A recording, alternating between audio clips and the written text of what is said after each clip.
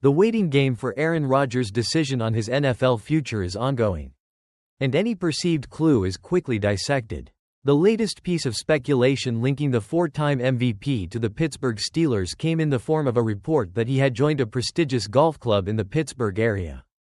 Local radio host Andrew Filipponi initially reported that Rodgers had allegedly become a member of Nevillewood Country Club, a high-profile golf course.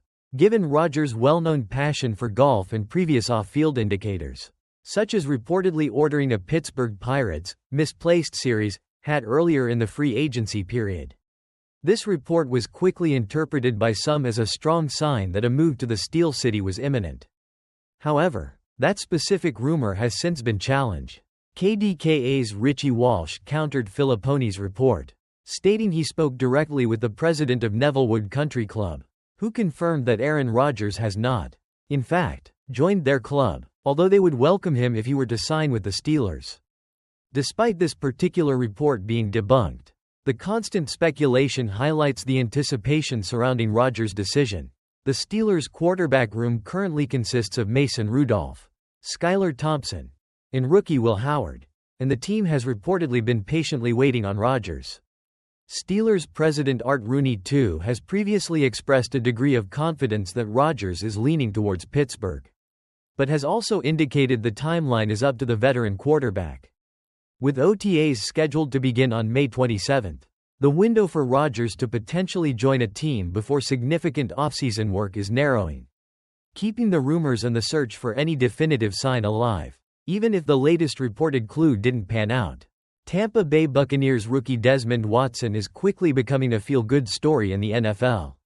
While his size, over 430 pounds, has made him the heaviest player in league history, Watson is focused on proving his worth as a talented defensive tackle for his hometown team. Watson, who signed with the Bucs after going undrafted, has already made progress in managing his weight, reportedly shedding between 25 to 30 pounds since the NFL Combine. He's working with the team to find the weight where he can perform at his best. Watson is keenly aware of the attention his size brings, saying, quote, "It's a good story, but I don't want that to be my narrative. I want to be known as a football player and a good football player at that." Beyond the scale, Watson possesses notable physical strength, highlighted by his 36 repetitions of 225 pounds on the bench press during Florida's Pro Day, a mark that would have led all participants at this year's NFL Combine. He also registered a 5.93-second 40-yard dash and a 25-inch vertical jump, showcasing athleticism beyond his size. Watson's positive attitude and unique journey have also made him a fan favorite, a connection he appreciates. Quote, "I've felt the love. I feel like people gravitate toward me. I do appreciate it." He's eager to learn from veteran Pro Bowler Vita Vea, a player he looks up to as he works to become a dominant run stopper.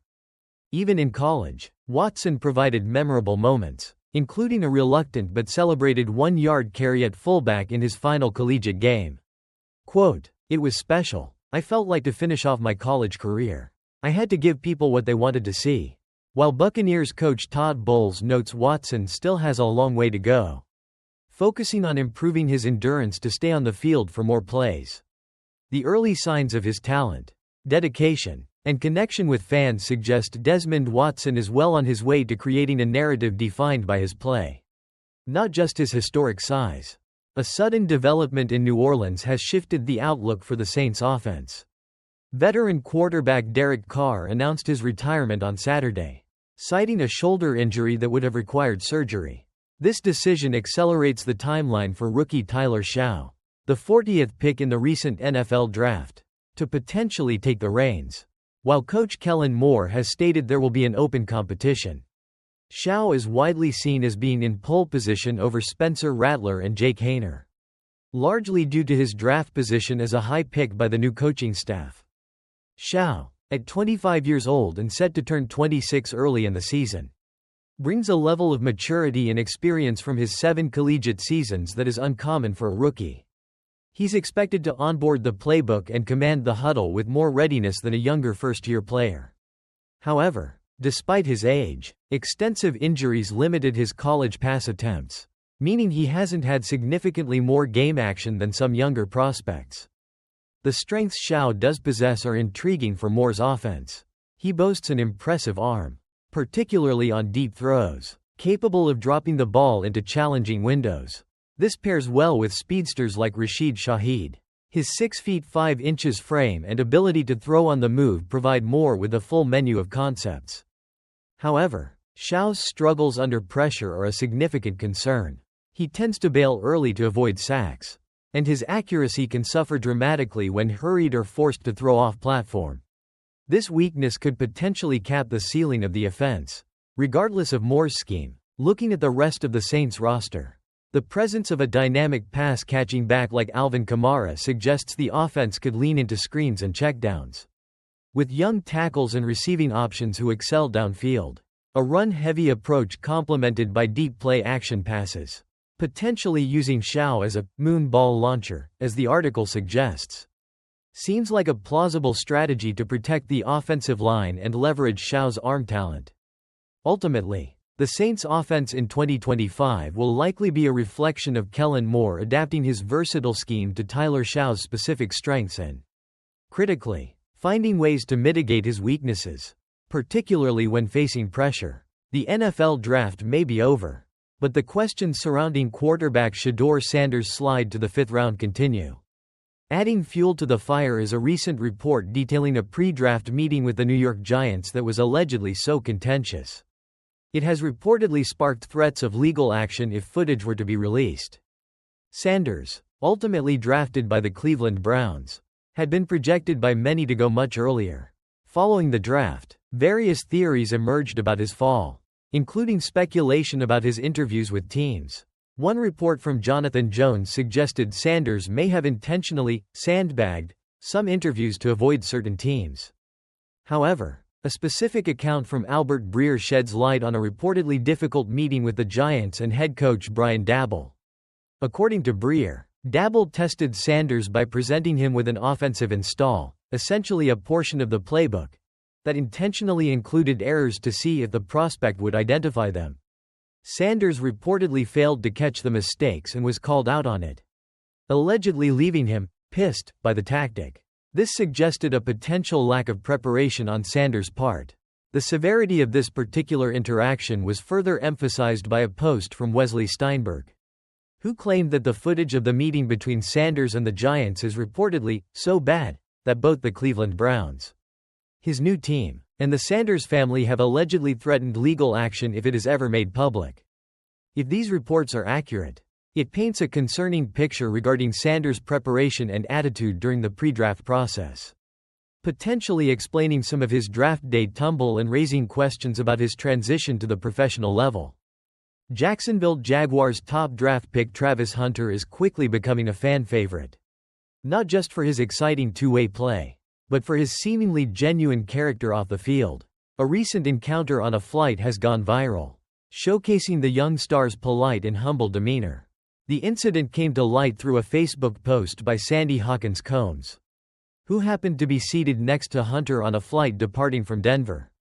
Unaware she was sitting next to the number 2 overall pick in the recent NFL draft, Hawkins Combs was simply struck by his kindness. In her post, which has since gained significant traction, Hawkins Combs described Hunter as the nicest young man. She highlighted specific acts of courtesy, noting he offered to help with her overhead bag and assisted with her tray table. She was particularly impressed by his consistent politeness, always responding with, "Yes ma'am," or "No ma'am," adding that anyone would be proud to have him as a son or grandson. Hawkins Combs eventually realized who her seatmate was when other passengers recognized Hunter, congratulating him and taking pictures. Upon asking him directly, he simply smiled and introduced himself as Travis, confirming he was drafted by the Jags. What seemed to impress Hawkins Combs most was Hunter's humility. She wrote that he was so humble and down to earth that she would have never guessed he was a professional athlete. Her positive experience led her to declare that the Jaguars did good by drafting him and expressed her intention to buy team tickets and a Hunter jersey.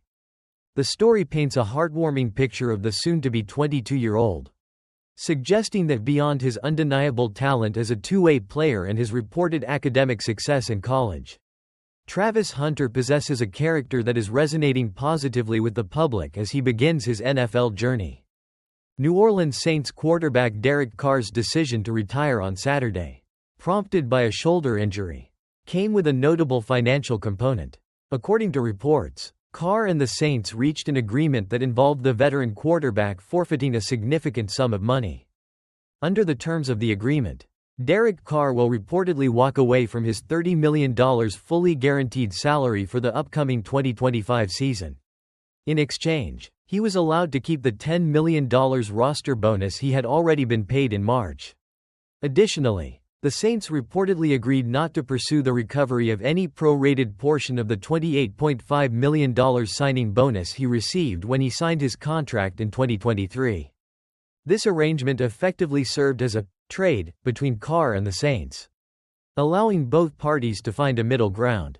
While Carr could have undergone surgery for his shoulder injury, likely spending the season on injured reserve and still collecting his $30 million salary before deciding on his future next offseason, this agreement allowed him to retire on his own terms. For the Saints, who frequently navigate a tight salary cap situation, this deal provides some immediate cap relief compared to carrying the full $30 million salary.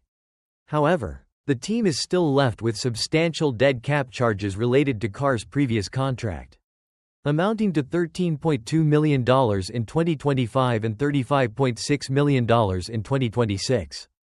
According to Spotrac, the agreement marks the end of Carr's 2-year tenure with the Saints and his 11-season NFL career, during which he earned over $200 million. The financial details highlight the complexities involved when veteran players with significant guaranteed contracts decide to retire before their deals are fully played out.